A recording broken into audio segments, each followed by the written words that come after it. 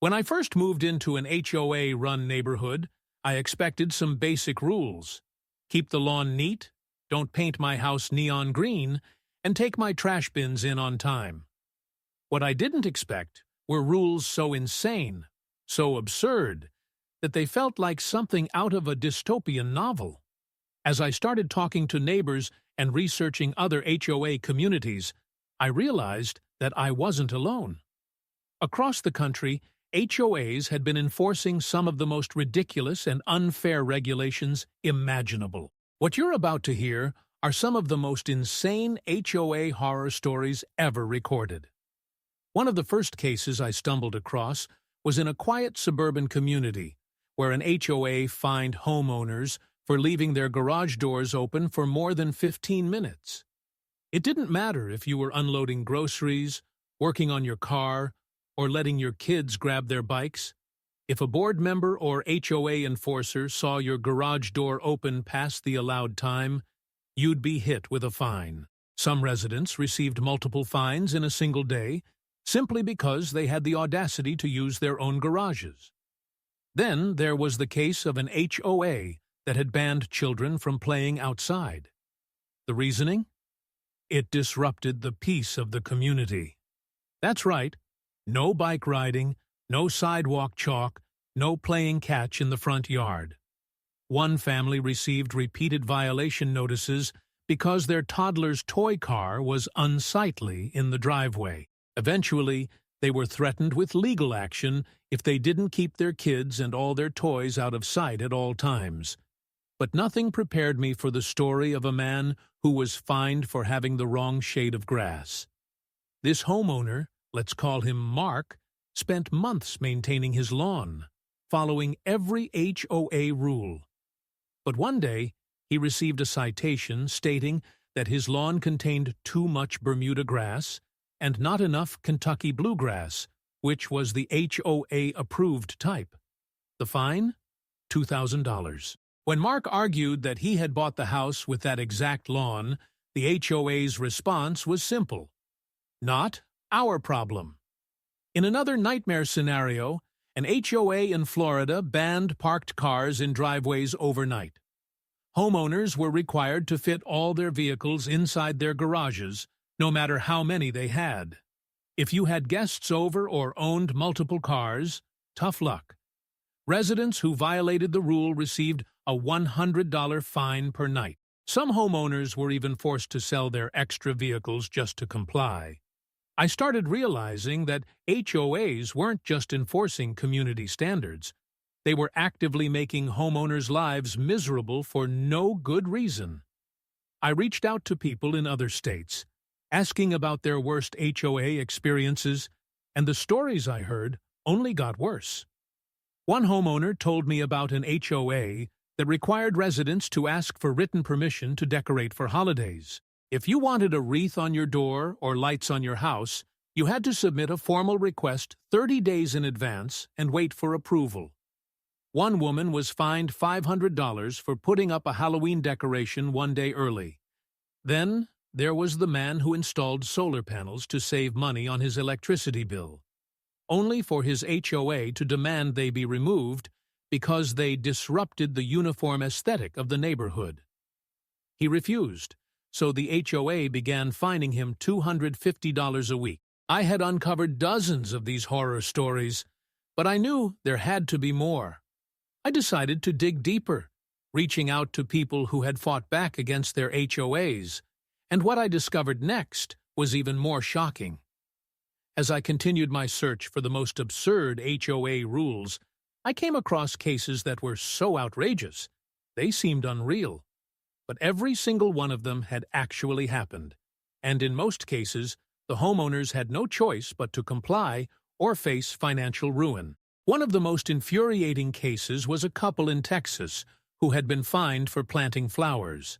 The HOA's rule book stated that only approved vegetation was allowed in front yards, and the couple's flower bed, filled with bright marigolds and petunias, was apparently an eyesore. They were given two options: remove the flowers or face a $100 fine per day until they did. Their argument that flowers increased curb appeal didn't matter. The HOA's word was final. Then there was the story of a retired veteran who had placed a small American flag on his porch. A simple act of patriotism, right? Not according to his HOA. He received a violation notice stating that flags were not allowed unless they were pre-approved by the board. When he refused to take it down, the fines started rolling in. Eventually, the case escalated into a lawsuit, and after months of legal battles, the HOA lost. But not every homeowner is able to fight back like that. Another case that left me speechless involved an HOA that required homeowners to keep their garage doors open at all times during daylight hours. Their reasoning? To prevent illegal activity. Of course, this rule led to a surge in thefts and break-ins, but the HOA refused to change the policy. One homeowner, furious after his tools were stolen, ignored the rule and kept his garage closed, only to wake up to a $500 fine taped to his door. It was becoming clear that many HOAs weren't actually protecting property values or maintaining communities. They were abusing their power simply because they could. One of the most heartbreaking stories I found involved a woman named Lisa, who had recently lost her husband. She decided to repaint her front door as a way of freshening up the home they had shared for years. She chose a soft shade of blue.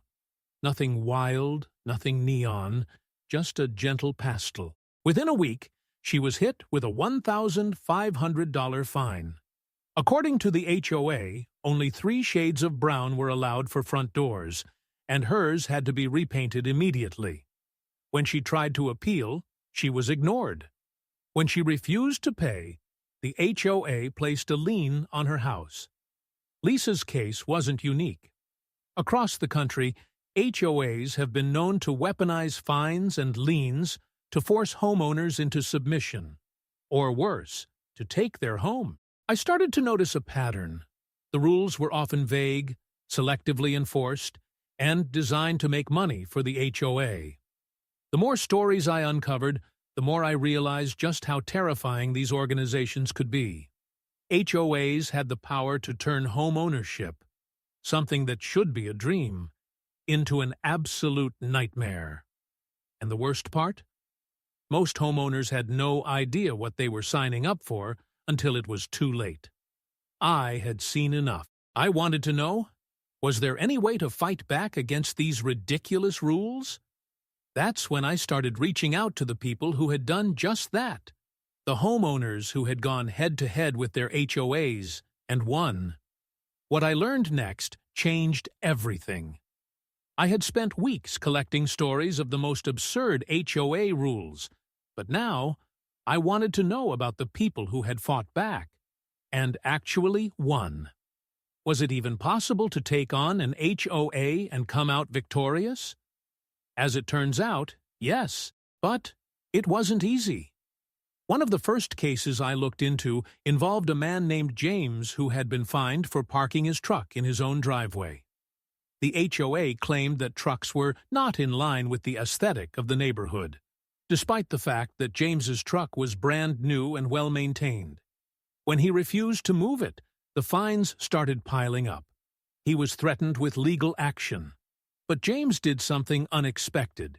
He sued the HOA first. Using local property laws, James's attorney argued that the HOA had no legal right to enforce vehicle restrictions that weren't explicitly outlined in the original homeowner agreements. The lawsuit dragged on for months, but in the end, the HOA lost. Not only were James's fines dropped, but the HOA was also forced to pay his legal fees. Then there was the case of an elderly couple who had been fined for planting vegetables in their backyard. Their small garden, which had been there for years, suddenly became an issue when the HOA updated landscaping rules. But the couple refused to back down. They reached out to local media, and within days, the story went viral. Public pressure mounted, and soon the HOA was forced to reverse its decision to avoid a PR disaster. Another homeowner I spoke with, a woman named Sarah, had been threatened with eviction because her mailbox was half an inch too tall. It sounded ridiculous, but the HOA was relentless, issuing daily fines and even attempting to place a lien on her property. Instead of complying, Sarah took a different approach. She ran for the HOA board. At the next election, she and several other frustrated homeowners successfully voted out the old board members and replaced them with people who actually wanted to serve the community. Within weeks, dozens of ridiculous rules were abolished, and a full audit was launched into the previous board's actions. The result? Multiple board members were caught embezzling HOA funds. These stories proved one thing. While HOAs might seem untouchable, they can be beaten. The key was knowledge, persistence, and sometimes a little public pressure. But while these victories were inspiring, they were also rare. For every homeowner who fought back and won, there were hundreds more who lost their homes, their savings, and their peace of mind trying to stand up against an HOA's abuse of power. I realized then that this wasn't just about unfair rules or greedy fines. This was about a system that had too much control over people's lives. And unless homeowners stood together, nothing would ever change. That's when I decided it was time to take this fight to the next level. Hearing the stories of homeowners who had successfully fought back gave me hope. But it also made one thing clear. Change doesn't happen unless people stand together. HOAs thrived on fear, isolation, and the assumption that homeowners wouldn't challenge them. But when people did challenge them, they often won. I decided to dig even deeper into the legal side of HOAs. What I found was shocking. Many of these organizations operated in gray areas of the law, enforcing fines and rules that weren't legally binding. Some HOAs even relied on intimidation tactics rather than actual legal authority. The problem? Most homeowners didn't know their rights. They assumed that if the HOA sent them a fine, they had to pay it. That's how HOAs got away with so much abuse. So I started reaching out to lawyers, consumer advocates, and even former HOA board members who had turned against the system. What I learned could have saved thousands of homeowners from financial ruin. Here are just a few key things. 1. Many HOA fines are unenforceable. If a fine isn't backed by the original governing documents or wasn't voted on properly, it can often be challenged and overturned. 2 HOAs can't just take your home. While they can place liens on properties, many states have passed laws limiting HOA foreclosure power. But homeowners often panic and comply before realizing they have legal options. Moondram. Most HOA board members aren't professionals. Many of them have no legal background, no real authority beyond the bylaws, and often make up rules as they go along. 4. Public pressure works. Homeowners associations hate bad press. If you're dealing with an unfair rule, bringing in local media or social media attention can force them to back down faster than any lawyer. Armed with this knowledge, I started sharing what I had learned. I connected with homeowners' rights groups and began spreading awareness about how people could fight back. And the more people I talked to, the more I realized this problem wasn't just about a few crazy rules. It was about control. Homeowners associations were originally created to protect property values and create safe, well-maintained communities. But somewhere along the way, many of them became power-hungry dictatorships. The worst ones weren't just enforcing rules. They were running scams, using fear to control homeowners and drain them of their money. But there's one thing they didn't count on: homeowners waking up. Over the last few years, more and more people have been pushing back. Some are successfully getting abusive HOA boards removed. Others are filing lawsuits and winning. States are starting to pass laws restricting HOA power and preventing them from weaponizing fines and liens against homeowners. And that's the real lesson in all of this. HOAs are not invincible. They only have as much power as homeowners allow them to have. The second people start standing up, questioning the rules and demanding fairness, the entire system starts to shake. So, if you ever find yourself in an HOA horror story, know that you're not alone. And more importantly, know that you can fight back, because at the end of the day, your home is yours, not the HOA's.